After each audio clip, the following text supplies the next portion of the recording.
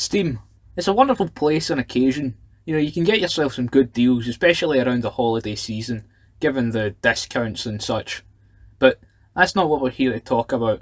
No, we're here to talk about shovelware.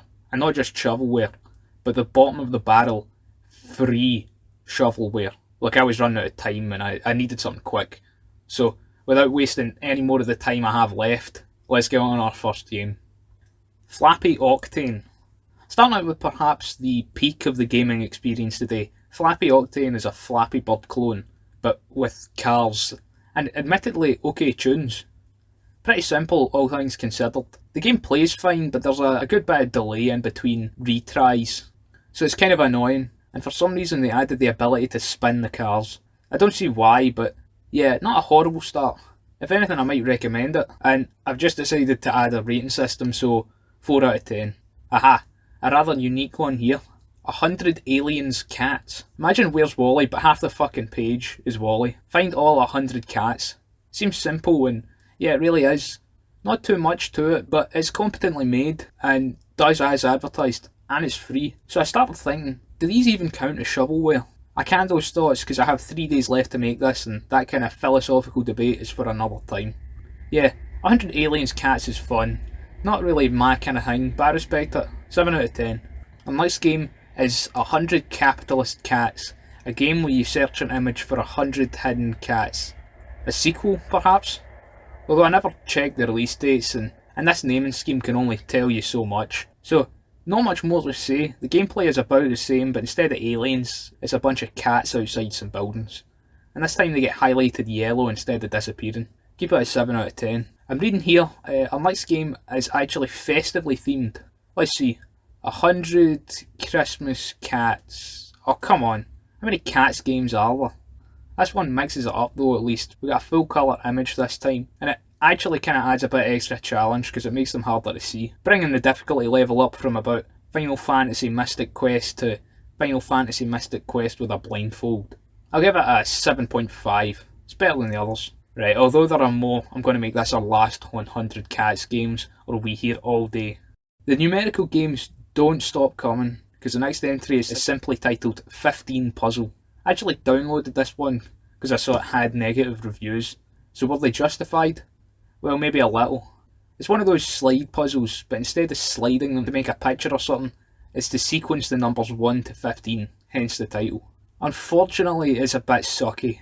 The game just looks kinda naff, and with the constant flashing when a number enters its correct spot, along with a looping soundtrack, it kinda becomes nauseating. 2.5 out of 10. We have a sort of horror game up next with 20,000 Miles Under the Sea. This one is really strange because it's less of a game and more of a test of will. The idea is that you slowly float down into a sea cavern and spooky shit happens. You can quit at any time and it leaves a mark of how far you got on everyone else's game. A really cool concept, but the game needs some serious fixes. For one, if you really do need to go 20,000 miles deep, that's going to take forever, and it desperately needs to be reduced. Second, some of these effects need changed, because they look Flying Dutchman levels of shoddy. And third, it needs to be better optimised. I mean, I don't have a NASA computer or anything, but it should be able to run this without lag. Also, according to my experiences and all the reviews, the game just seems to crash once you hit a certain depth. I'll give this a 3 out of 10. 3 buttons is one I was actually a little excited for when I clicked on it, because it reminded me a bit of Run 2, but let me put it plainly, this is no Run 2. This isn't even a Run 3. This is an ooze.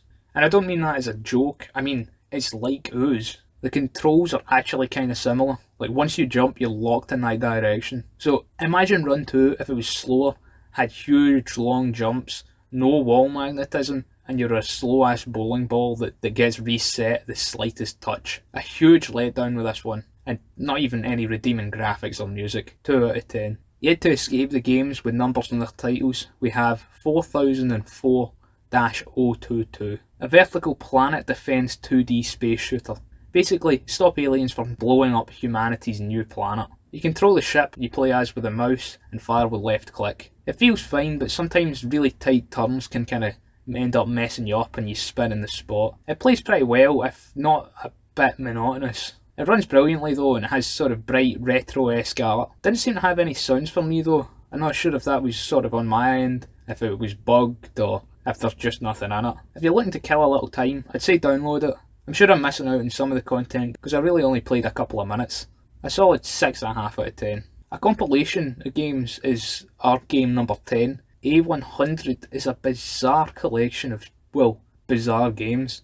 Some are remakes of classic Atari entries, while others are whatever this is. I mean, I'm not entirely sure. Almost none of them even function properly, with the sole exception being the Space Invaders clone.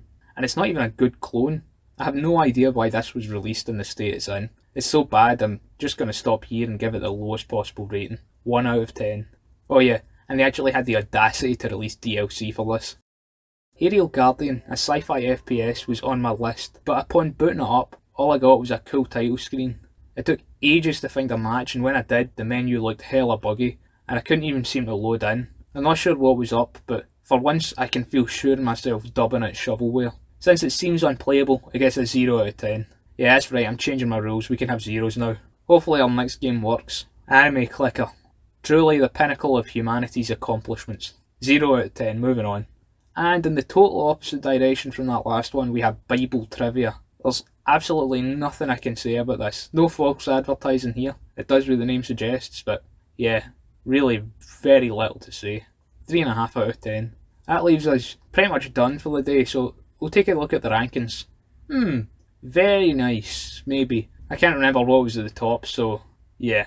And although I'd really like to cover some extra games, I don't know if I have the time. You could always comment if you'd like to see some more.